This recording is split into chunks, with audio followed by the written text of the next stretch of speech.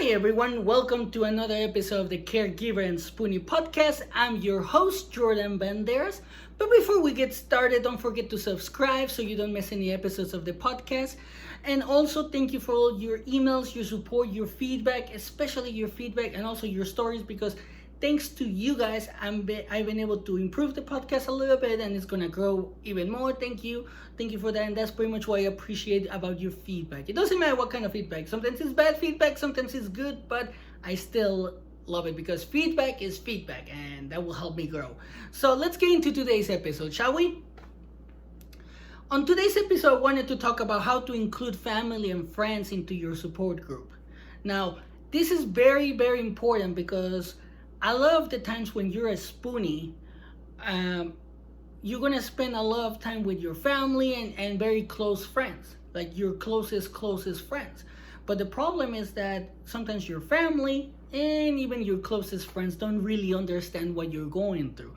They don't understand your chronic illness. Even if it's physical, emotional, or mental, they might not be able to understand anything that you're going through. So this is very important because if you want to have a very good support system, it's good to include them and let them see you in this situation, sometimes even at your worst. You know what I mean? So even at your worst, it's okay for them to see you, because if they want to be part of that support group, then they need to see you at your worst. They need to see you at your most vulnerable. And one of the things that you're gonna have to do, because this is one of the things that I tell my wife all the time, like, whoever you want to be on your support system, you have to let them know. You have to set some ground rules, pretty much.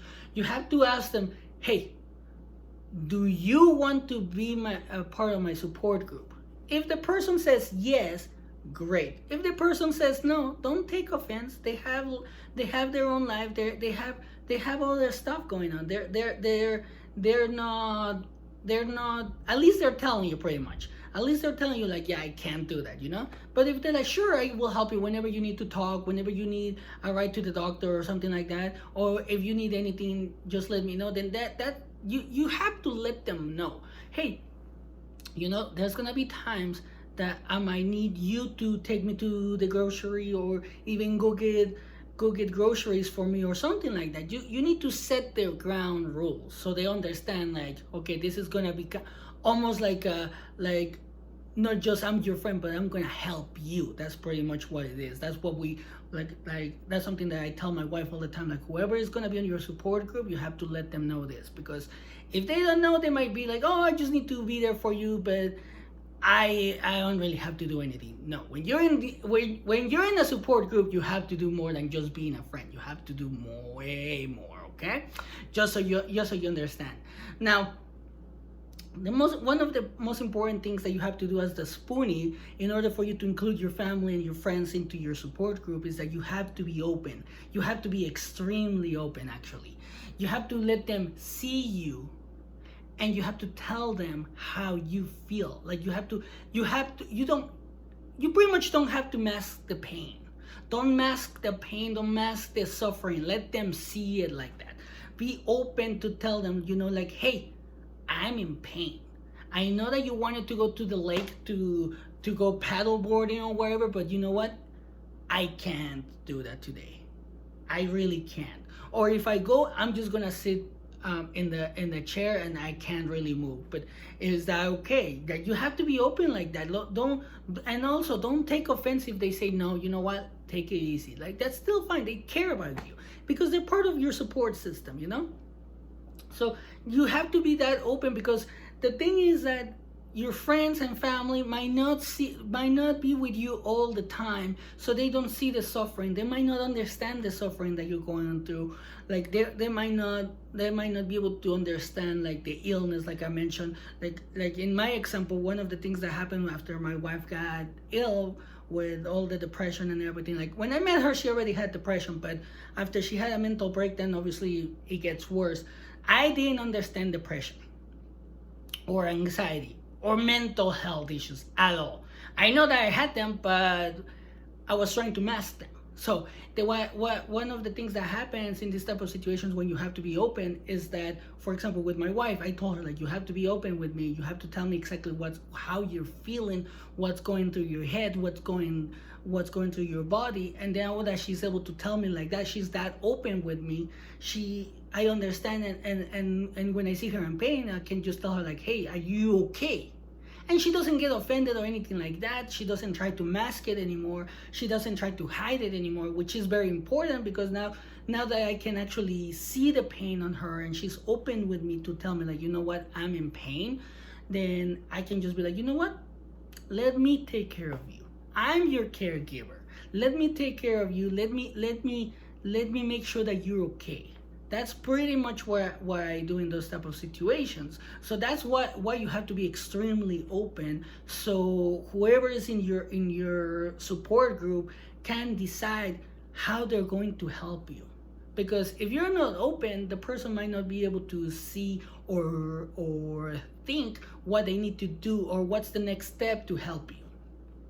One of the things that I do a lot for my wife is that I do a lot of research for new treatments, new medicines, new doctors. Sometimes if the doctor that she's seeing sucks, like, which happens a lot. I mean, doctors, but that's why you have to be open, so your support group can actually sometimes make decisions on how they're going to help you better. Now, another thing that you have to do as the Spoonie, or sorry, let me go back on that be open point. As the caregiver, as a part of the support group, you have to be open as well to understand. Because, like I mentioned, like, I didn't know anything about depression. When I was growing up and people would talk about depression, they would just say, like, oh, just shake it off, or just drink, or just do this and then it will go away. Don't go see a therapist. Don't take medicine. Just shake it off. Well, guess what? Depression, anxiety, mental health issues, any type of health issues don't work like that. It doesn't work like that, So you have to be extremely open to understand, like, you know what? Sometimes I might have to do research. Sometimes as a part of a support group for somebody, for a Spoonie, you might have to say, like, you know what? I have to do my own research on this shit. I have to do my own research so I can understand it. So when my friend or my family member or my Spoonie says, like, I have this and I feel like this, you can be like, you know what? I read about this. How about you talk to me so I can understand them a little bit better? So you have to be that open too. So both groups or both sides have to be very, very open. So that's one of the things that you have to understand. Now, another thing that you have to do, especially for the Spoonie, you have to be vulnerable, extremely vulnerable. Like, if you want to cry because of your pain, cry, so they can see it. Because a lot of people, I mean, this happened with me in regards to my wife with her chronic pain. Like, I didn't really understand it, because I was like, I don't understand. Like, just take an Advil. For me, I take an Advil or take a ibuprofen and the pain will go away, or just rest and then it will go away. Or one of the things that I used to tell my wife a lot is like, oh, just lay down. Because me growing up, when I was like sore or something, I would just lay down, fall asleep, and then I will wake up a little bit better. But for her, it doesn't work like that, because it's fibromyalgia, it's chronic pain. It's like the pain it's way worse than just taking a nap and for the pain to go away. So it doesn't work like that. So she had to be extremely vulnerable to let me see her in pain, to let me see her crying, to let me see her literally suffering, so I could understand, like, you know what? Oh shit, this is not something simple that the medicine is gonna take it away. Because I've seen it with her where she takes her pain meds when she can get them, and then she's still in pain. And the thing is that now I know my wife so well that even if she takes it, I can still see the pain in her face. Like, I can still see the pain. And that's one thing, like, as a Spoonie, don't mask the pain when you're in with your support group, because they need to see you at your most vulnerable. They need to understand that you're in pain. They need to understand that you're suffering at that point, because once they see that, they might be like, holy shit, this is real. Let's see what I can do for this person. Because it can be your family member, you know, like it can be your family member that really wants to take care of you. It can be your best friend that really wants to take care of you because that person cares, and without knowing or seeing it, or at least trying to understand it in one way or another, how is that person supposed to help you? So, and the same thing goes with when you go see a doctor sometimes. The only thing with a doctor, though, when you have to be vulnerable, you have to have like a good relationship with your doctor where the doctor will actually listen. Because if your doctor doesn't listen, what's the point of being vulnerable? You're trying to talk to that doctor, and then after like 5 minutes, it cuts you off and is like, you know what, I have to go see another patient. So you have to be very careful about that. So just talk about this with your support group, because like in my case with my wife, now that she's more vulnerable and more open with me, when we go to the doctors and the doctors act like, oh, it's normal, I can just be like, you know what, this isn't normal.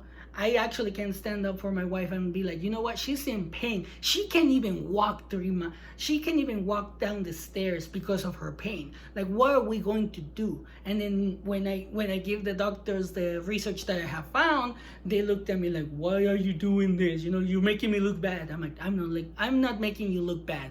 I want you to take care of my wife. You know, I want you to help my wife. That's another reason why you have to be very open, why you have to be very vulnerable with your support group. Because if anybody from your support group can actually take you to the doctor and stand up for you, to the doctor that is pretty much an asshole.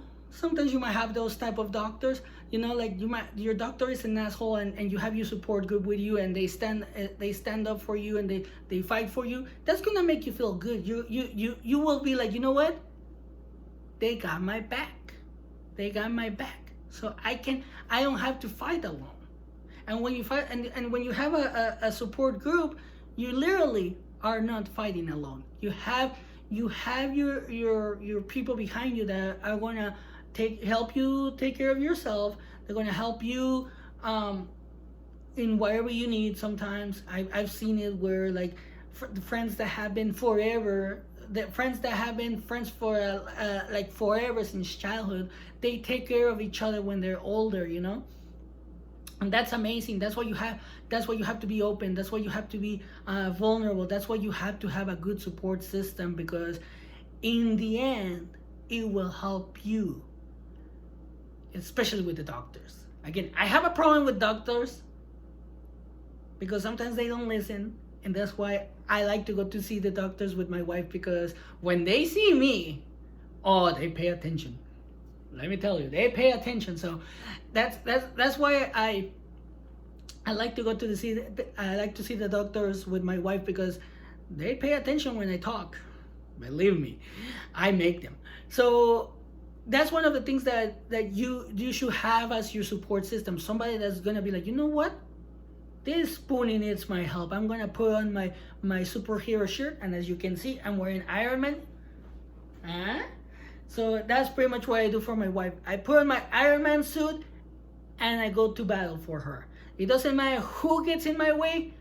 For my wife, I will fight anybody, including a fucking doctor. Again, I have issues with doctors, you know. So it's very important. If you have a support group already, just talk to them. Set some ground rules. Like I said, just be like, hey, I don't want to be judged. I don't want to feel like I'm being judged. When I talk to you about this, are you judging me? Are you going to judge me? Are you going to look down on me? You know, like when I'm vulnerable, are you going to make fun of me? Are you going to do this? Are you going to do that? Just ask those type of questions. Have an open conversation with your support group. That way you know where you stand. That way you know what they think about you. Because if you have that kind of conversation with them and they tell you, you know what, I'm here to help you, I don't care what's going on, I just want to make sure that you get better, then you can be yourself. You can be open, you can be vulnerable. They will be able to understand, and probably they will be able to give you a better help. Not give you, but help you get a better treatment. I mean, you never know. All you can do is try talk to them, and obviously some people might say like, you know what, I don't want to do this, and that's fine. You also have to understand that they might not be able to handle it. But for the ones that do, just understand that those are the people that you need in your life. The ones that say that, you know what, I can handle this, I can help you. You understand that sometimes I have a life. I understand that sometimes you're gonna need me. Like things like that. Those are the people that you're gonna need in your life. But that's pretty much what I wanted to talk about today. I hope you guys are enjoying the episodes. I hope you guys are liking, especially this episode. Thank you for everything that you guys are doing. Thank you for your shares, your likes, your support. Like I said, your emails, your feedback, your stories, all your support. Thank you for that. Don't forget to follow us on TikTok, Instagram, Facebook, YouTube. Also, don't forget to share, like, and subscribe. Without the shares, without the likes, without the new subscribers or the new listeners, or what I say, the new supporters, this is not going to be able to grow. So thank you for everything.